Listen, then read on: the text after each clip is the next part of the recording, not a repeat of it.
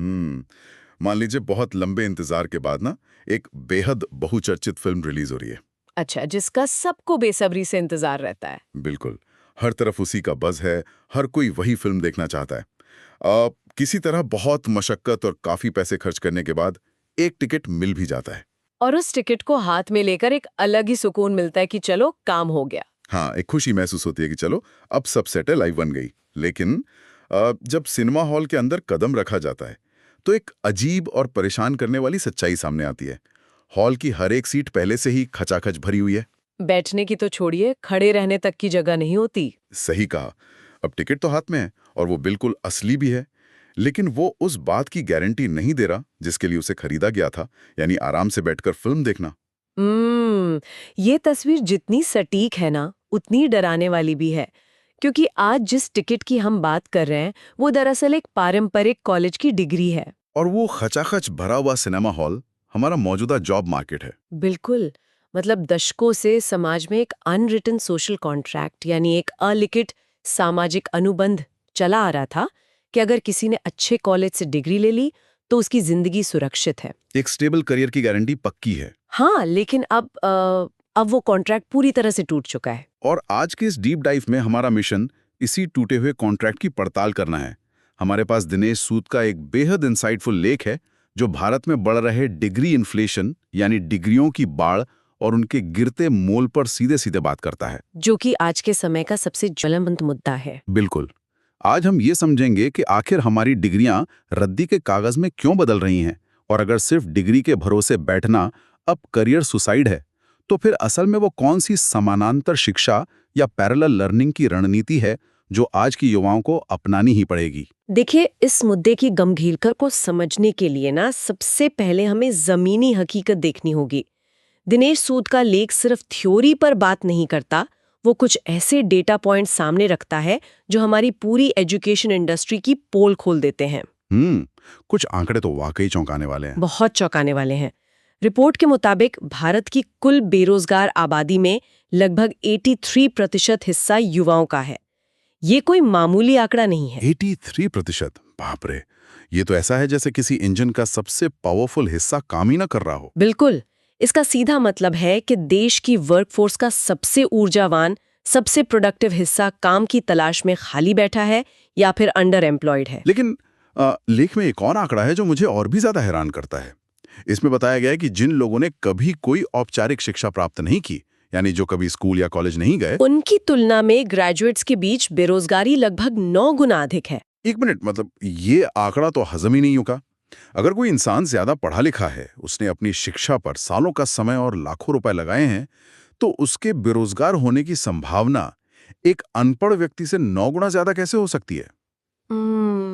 सुनने में अजीब लगता है ना? बहुत अजीब लगता है। क्या फॉर्मल एजुकेशन अब युवाओं को फायदा पहुंचाने के बजाय उल्टा अनएम्प्लॉयबल बना रही है? देखिए, ये विरोधाभास ऊपर से देखने में भले ही अजीब लगे, लेकिन इसके पीछे का अर्थशास्त्र बहुत स्पष्ट है। लेख इसे शिक्षा का विरोधाभास या एजुकेशन पैराडॉक्स कहता है। अच्छा, एजुकेशन पैराडॉक्स। हाँ, बात ये नहीं है कि शिक्षा इंसान को अक्षम बना रही है। बात मजबूरी और एस्पिरेशन के बीच के टकराव की है।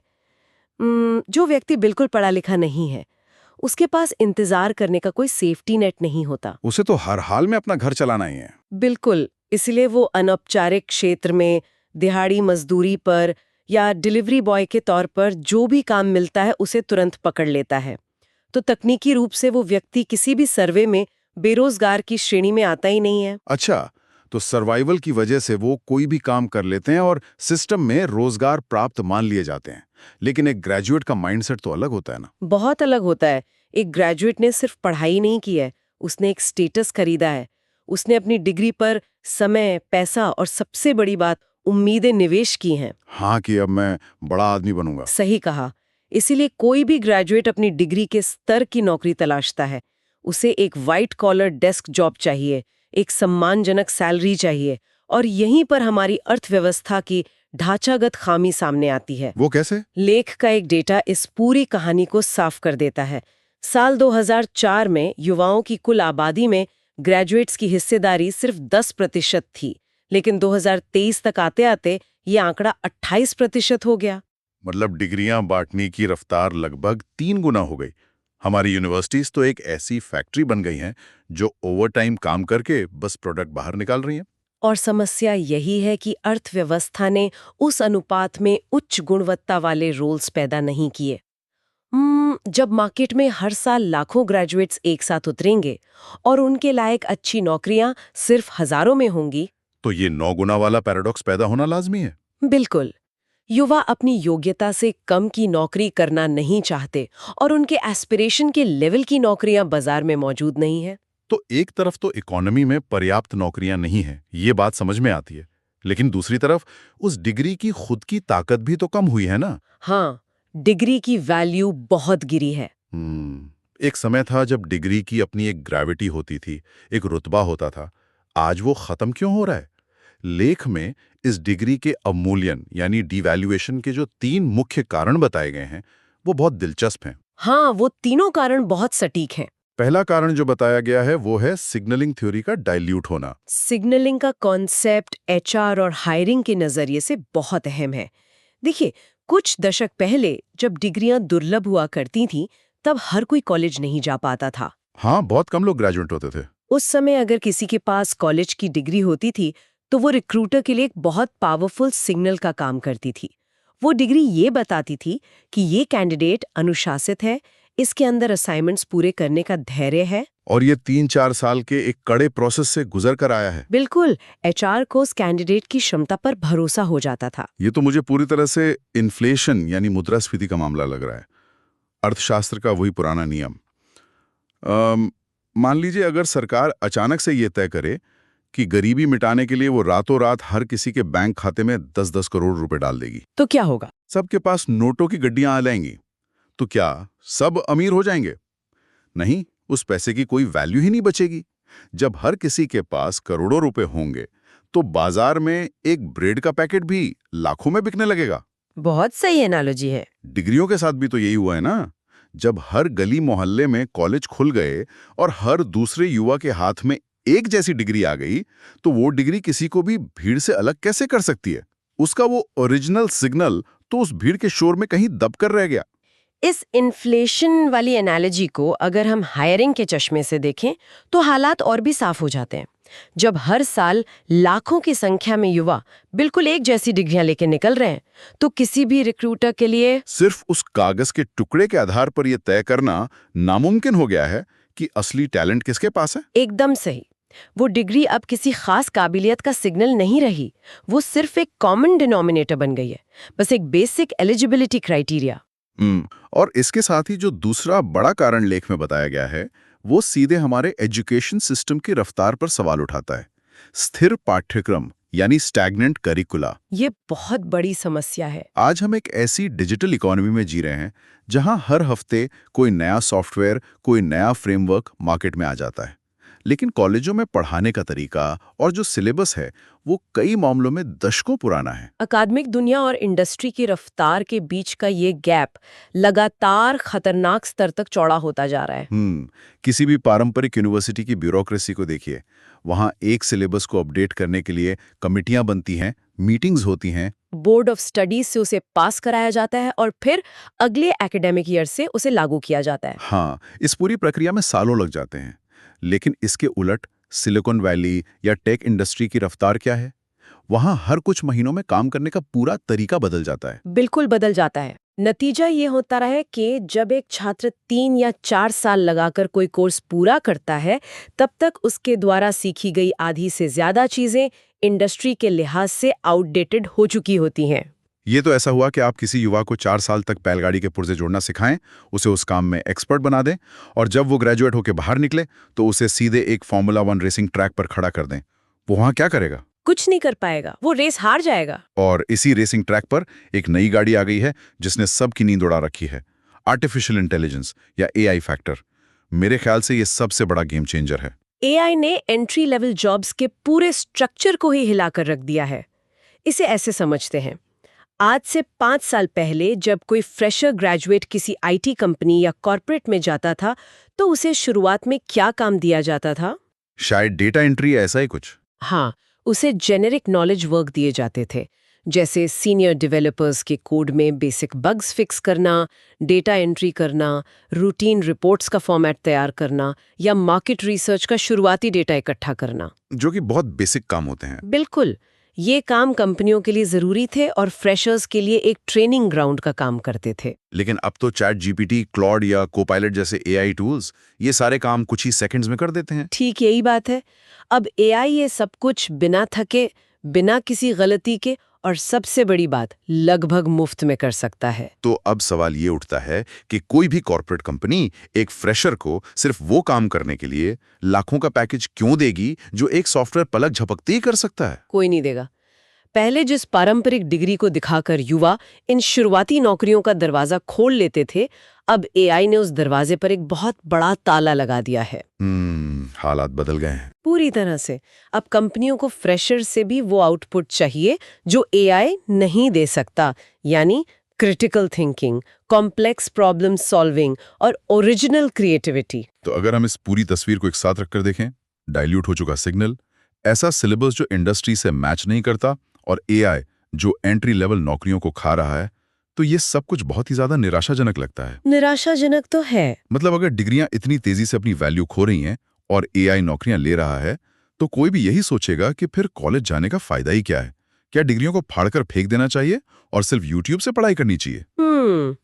यहीं पर मुझे लगता है कि दिनेश सूद का लेख सिर्फ डराता नहीं है, बल्कि एक बहुत ही सॉलिड और प्रैक्टिकल रास्ता भी दिखाता है। अच्छा, वो प्रैक्टिकल रास्ता क्या है? ये इस लेख का सबसे मजबूत हिस्सा है। लेखक यहाँ किसी भी तरह के अतिवादी कदम यानी एक्सट्रीम स्टेप उठाने की सलाह नहीं देते। वो ये नहीं कहते कि कल ही यूनिवर्सिटी छोड़ देनी चाहिए। तो फिर क्या करना चाहिए? इसके बजाय वो एक बहुत ही स्मार्ट ड्यूअल ट्रैक अप्रोच की वकालत करते हैं। उन्होंने इसे बारबेल स्ट्रैटेजी का नाम दिया है। Barbell strategy? ये सुनने में तो जिम या फिटनेस की दुनिया का शब्द लगता है। वही वजन उठाने वाला बारबेल ना, जिसके दोनों किनारों पर भारी वजन होता है और बीच का हिस्सा खाली होता है। हाँ, बिल्कुल वही। और फाइनेंस में भी इन्वेस्टर्स इस स्ट्रैटेजी का खूब इस्तेमाल करते हैं। इसका मूल विचार ये है कि बीच के औसत रास्ते पर चलने के बजाय दोनों एक्सट्रीम्स यानी विपरीत सिरों पर एक साथ दाव लगाया जाए। दिलचस्प है। तो शिक्षा और करियर के संदर्भ में ये कैसे काम करता है? शिक्षा और करियर के संदर्भ में बारबेल स्ट्रैटेजी के 2 ट्रैक्स हैं। ट्रैक 1 है पारंपरिक डिग्री। इसे छोड़ना नहीं है, इसे पूरा करना है। क्यों? क्योंकि आज के कॉर्पोरेट सिस्टम में ये एक सेफ्टी नेट या सुरक्षा जाल का काम करती है। एक मिनट, अभी तो हम कह रहे थे कि डिग्री की कोई वैल्यू नहीं बची है, फिर ये सेफ्टी नेट कैसे हो गई? मतलब ये सिर्फ गिरने से बचाने के लिए है, असली उड़ान भरने के लिए नहीं? देखिए, इसे एचआर के नजरिए से समझना होगा। आज किसी भी बड़ी कंपनी में जब कोई जॉब पोस्ट होती है तो हजारों रेज्यूमे आते हैं। कोई भी इंसान बैठकर उन हजारों रेज्यूमे को नहीं पढ़ता। हाँ, वहां तो वो सॉफ्टवेयर होता है ना, एटीएस। बिल्कुल, एप्लीकेंट ट्रैकिंग सिस्टम यानी एटीएस का इस्तेमाल होता है। ये एक सॉफ्टवेयर है, एक एल्गोरिदम है। अगर उस मशीन में ये सेट किया गया है कि इस जॉब के लिए मिनिमम क्राइटेरिया ग्रेजुएशन है, और अगर किसी कैंडिडेट के रिज्यूमे में वो कीवर्ड नहीं है, तो उसका रिज्यूमे किसी इंसान की डेस्क तक पहुंचने से पहले ही उस रोबोट द्वारा रिजेक्ट कर दिया जाएगा। एकदम सही समझे आप। इसलिए उन शुरुआती संस्थागत बाधाओं को पार करने के लिए, उस मशीन को बाईपास करने के लिए डिग्री जरूरी है। ये बस एक गेट पास है जो आपको स्टेडियम के अंदर घुसने की इजाजत देता है। अच्छा, मतलब डिग्री अब इंसान को इम्प्रेस करने के लिए नहीं रह गई है, बल्कि एक रोबोटिक फिल्टर से बचने का जुगाड़ बन गई है। ये बात बिल्कुल समझ में आती है। हाँ, ये सिर्फ एक एंट्री टिकट है। तो डिग्री वो चाबी है जो सिर्फ पहला दरवाजा खोलती है, लेकिन अंदर जाने के बाद असली गेम शुरू होता है और उसके लिए आता है ट्रैक 2। और मुझे लगता है कि यही वो जगह है जहां आज के समय का सबसे बड़ा सीक्रेट छुपा है। बिल्कुल। ट्रैक 2 है प्रूफ ऑफ वर्क, यानी आपके काम का प्रत्यक्ष प्रमाण। बारबेल स्ट्रैटेजी ये साफ कहती है कि सिर्फ डिग्री के भरोसे मत बैठिए। तो उसके साथ साथ क्या करना चाहिए? कॉलेज की पढ़ाई के साथ साथ समानांतर रूप से अपना एक पब्लिक पोर्टफोलियो बनाना बहुत जरूरी है। पब्लिक पोर्टफोलियो से मतलब ये है कि दुनिया को सिर्फ ये मत बताइए कि आपने क्या क्या पढ़ा है, बल्कि उन्हें ये दिखाइए कि आप असल में क्या बना सकते हैं या क्या कर सकते हैं। बिल्कुल। आज के एम्प्लॉयर्स और टेक कंपनियां इस बात की बहुत ज्यादा परवाह नहीं करती कि किसी कैंडिडेट का कॉलेज कितना मशहूर है या उसकी पेडिग्री क्या है। तो उन्हें किस बात से फर्क पड़ता है? वे डेमॉन्स्ट्रेबल एबिलिटी यानी दिखाने योग्य क्षमता खोज रहे हैं। अगर कोई सॉफ्टवेयर डेवलपर बनना चाहता है तो उसके लिए गिटहब की प्रोफाइल किसी भी डिग्री से ज्यादा अहमियत रखती है। हाँ, वहाँ कोई भी रिक्रूटर सीधे देख सकता है कि उस कैंडिडेट ने कैसा कोड लिखा है, किन रियल वर्ल्ड प्रोजेक्ट्स में योगदान दिया है, उसकी कोडिंग का स्टाइल क्या है। सही कहा।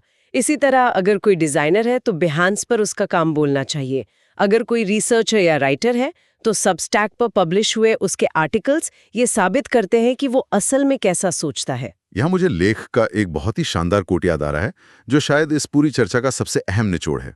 लेखक कहते हैं कि कॉलेज की डिग्री क्षमता का वादा कर सकती है, लेकिन एक पब्लिक पोर्टफोलियो योग्यता का सॉलिड प्रूफ देता है। ये लाइन बहुत पावरफुल है। बहुत पावरफुल है। इस बात को अगर हम रोजमर्रा की जिंदगी से जोड़ें तो एक रिज्यूमे दरअसल किसी रेस्टोरेंट के मेन्यू कार्ड की तरह है। मेन्यू कार्ड वो कैसे? देखिए, मेन्यू कार्ड पर डिश की तस्वीर बहुत शानदार हो सकती है। उसमें लंबे चौड़े वादे लिखे हो सकते हैं कि इसमें दुनिया के बेहतरीन मसाले डाले रहे हैं। लेकिन एक पोर्टफोलियो उस खाने को सीधे चखने जैसा है। एम्प्लॉयर को अब सिर्फ वादों पर भरोसा करने की जरूरत नहीं है, वो सीधे उस स्किल का असली स्वाद चख सकता है। ये मेन्यू कार्ड और खाने वाली एनालॉजी एकदम परफेक्ट है। बिल्कुल। और यही वो शिफ्ट है जिसकी ओर ये पूरा डीप डाइव इशारा कर रहा है। वादों की दुनिया से निकलकर प्रमाण की दुनिया में कदम रखना। बिल्कुल। बारबेल स्ट्रैटेजी का असली मकसद यही है कि एक तरफ आप सिस्टम के नियमों का पालन करके अपनी डिग्री ले रहे हैं ताकि मशीनें आपको रिजेक्ट ना करें, और दूसरी तरफ आप अपने पोर्टफोलियो और असली स्किल्स के दम पर उसी सिस्टम को बाईपास करने की ताकत भी बना रहे हैं। एकदम सही। तो अगर हम इस पूरे परिदृश्य को समेटना चाहें तो सबसे बड़ा निष्कर्ष क्या निकलता है? मुझे लगता है कि हमें शिक्षा को देखने का अपना बुनियादी नजरिया ही बदलना होगा। हाँ, नजरिया बदलना बहुत जरूरी है।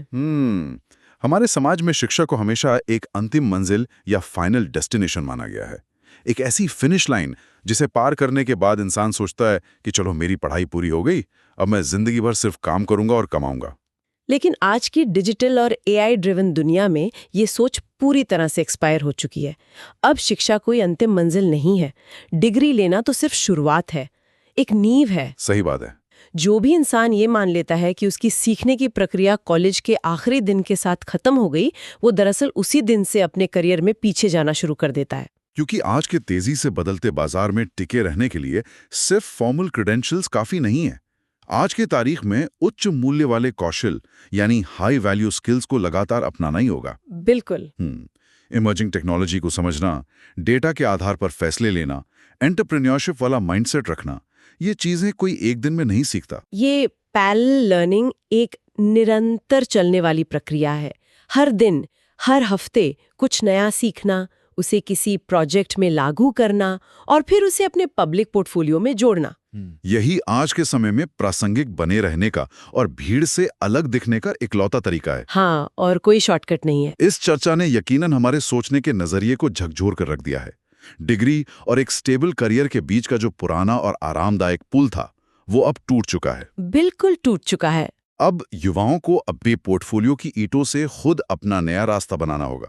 लेकिन इस डीप डाइव को खत्म करने से पहले मैं एक ऐसे विचार पर रोशनी डालना चाहूंगा जो इस पूरी चर्चा से ही निकल कर आता है और जिस पर आगे सोचना बहुत दिलचस्प होगा। अच्छा, वो विचार क्या है? अगर हम इस बात को सच मान लें कि आने वाले समय में डिग्रियां धीरे धीरे केवल एचआर के शुरुआती एटीएस फिल्टर से बचने का एक मामूली चेकबॉक्स बनकर रह जाएंगी, जो कि होता हुआ दिख भी रहा है। हाँ, तो क्या हम एक ऐसे भविष्य की ओर बढ़ रहे हैं जहां सदियों पुरानी दुनिया की सबसे प्रतिष्ठित और बेहद महंगी यूनिवर्सिटीज जैसे हार्वर्ड या ऑक्सफोर्ड अपना एलीट रुतबा और अपना दबदबा पूरी तरह से खो देंगी? ये एक बहुत बड़ा सवाल है। अगर एक गिटहब प्रोफाइल या एक बेहतरीन डिजिटल पोर्टफोलियो किसी कैंडिडेट को एक महंगी यूनिवर्सिटी की डिग्री से ज्यादा अच्छी और हाई पेइंग नौकरी दिला सकता है, तो क्या आने वाले समय में ये ओपन सोर्स प्लेटफॉर्म और पोर्टफोलियो वेबसाइट्स ही दुनिया की नई और असली यूनिवर्सिटीज बन जाएंगी? ऐसा होना बिल्कुल मुमकिन है। उस सिनेमा हॉल की एनोलॉजी पर वापस लौटें तो शायद भविष्य उनका नहीं है जो एक लंबी लाइन में लगकर किसी तरह एक टिकट हासिल करने की जद्दोजहद कर रहे हैं। शायद भविष्य उनका है जो अपना खुद का पर्दा लगा रहे हैं, अपनी खुद की फिल्म डायरेक्ट कर रहे हैं और दुनिया को दिखा रहे हैं कि असल में सिनेमा क्या होता है। ये एक ऐसा सवाल है जो हम सभी को खुद से जरूर